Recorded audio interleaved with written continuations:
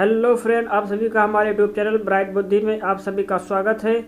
आइए हम पढ़ेंगे आज अध्याय 13। 12 अध्याय तक हम पिछले वीडियो में समाप्त कर चुके हैं, तो आप हमारा प्लेलिस्ट जा करके देख सकते हैं। तो हम इस अध्याय में पढ़ेंगे पानी और हम, जिसका शीर्षक है। तो पर्यावरण अध्ययन की कक्षा में शिक्षक बच्चों को पानी के बारे में पढ़ा रहे थे। उन्होंने बच्चों से पूछा, उनके घर में दैनिक जीवन के इस्तेमाल के लिए पानी कहाँ से आता है? कहाँ से आता है पानी? सुनिए बच्चों की जुबानी। मयंक ने कहा। ये मयंक, सीमा और मैरी। मयंक ने कहा कि मेरे मोहल्ले में दिन में 2 बार नल में पानी आता है। पानी के लिए सार्वजनिक नल पर लंबी लाइन लगती है और कभी कभी झगड़े भी हो जाते हैं।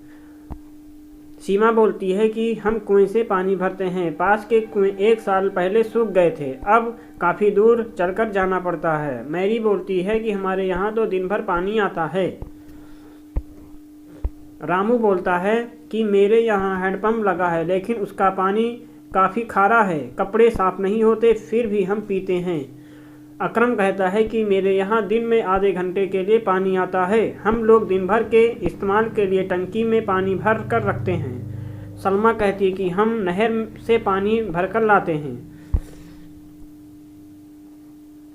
ये यहाँ पे क्वेश्चन है, आप ये देख सकते हैं। फिर आगे है, पानी की उपयोगिता के संबंध में कक्षा में बड़ी जोरों से चर्चा चल रही थी। सभी बच्चे अपने अपने अनुभव बांट रहे थे। जया, पानी नहीं होगा तो हम जिंदा नहीं रह सकते हैं। राहुल, पानी नहीं होगा तो खेत सूख जाएंगे, फसल नहीं हो पाएगी। टीना बोलती है, पर राहुल पानी ज़्यादा होना भी तो ठीक नहीं है। राहुल, वो कैसे? टीना, एक बार मेरे गांव में बाढ़ आ गई थी। कई दिन तक बारिश होती रही और नदी का पानी भी गांव में आ गया था, जिसके कारण चारों तरफ पानी ही पानी था। जिन लोगों के कच्चे घर थे वे ढह गए थे और बहुत से लोग पानी में बह गए। मेरा घर पक्का था और ऊंचाई पर था, इसीलिए सिर्फ नीचे की मंजिल में पानी भरा था। मेरी मम्मी पापा जैसे तैसे मुझे और मेरे भाई को ऊपर की मंजिल पर ले गए थे। 2 दिन तक हमें कुछ भी खाने पीने को नहीं मिला। धीरे धीरे जब पानी कम होने लगा तो लोगों ने हमारी मदद की। हम तक खाना पहुंचाया और हमें वहां से निकाल कर राहत शिविर में रखा गया। जया, बाढ़ आती कैसे है? शिक्षक बोलते हैं कि छोटी छोटी नदियों का जल बड़ी नदियों में जाता है। बड़ी नदियों का पानी सामान्यतः बहकर समुद्र में जाता है, लेकिन कभी कभी नदी में अत्यधिक पानी आ जाता है और किनारों को तोड़कर या फांद कर चारों ओर फैल जाता है। खेत खलिहान जलमग्न हो जाते हैं।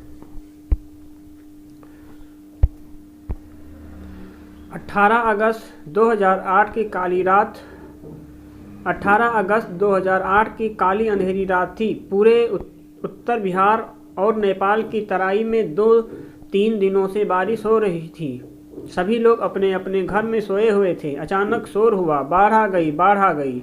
सभी लोग चीखने चिल्लाने लगे। कुछ लोग भागकर ऊंची जगह तलाशने लगे, तो कुछ ने घर की छतों और छप्परों पर अपना ठिकाना बना लिया। वृक्ष पर चढ़कर भी लोगों ने अपनी जान बचाने की कोशिश की। बाढ़ का पानी बढ़ता गया और गांव जलमग्न हो गए। उत्तर बिहार के पूरे इलाके में जान माल और संपत्ति का काफ़ी नुकसान हुआ। 500 से अधिक लोग काल के गाल में समा गए। 2,36,632 हेक्टेयर में खड़ी फसलें नष्ट हो गईं और 3 लाख से अधिक घर गिर गए। लाखों लोगों को स्कूल, बड़े मकान, तटबंध पर शरण लेना पड़ा। मदद की। बाढ़ में घिरे लोग काफ़ी संकट में थे। लोग सहायता की पुकार करने लगे। पानी कम होने पर टेंट, कपड़े, दवाइयाँ, खाने की सामग्री सहायता के रूप में आने लगी। देश के विभिन्न क्षेत्रों से लोगों ने मदद की। छीना झपटी भी खूब हुई। पता करिए कि 2008 में उत्तर बिहार के किन जिलों में बाढ़ आई और वहाँ के लोगों को किस तरह की परेशानियों का सामना करना पड़ा।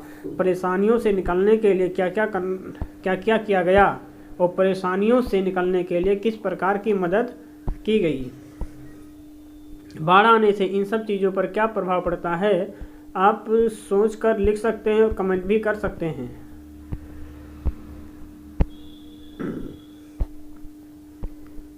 बस आज के वीडियो में इतना ही। हम मिलेंगे अब अगले वीडियो में, तब तक के लिए आप पढ़ते रहिए और मस्त रहिए। नमस्कार।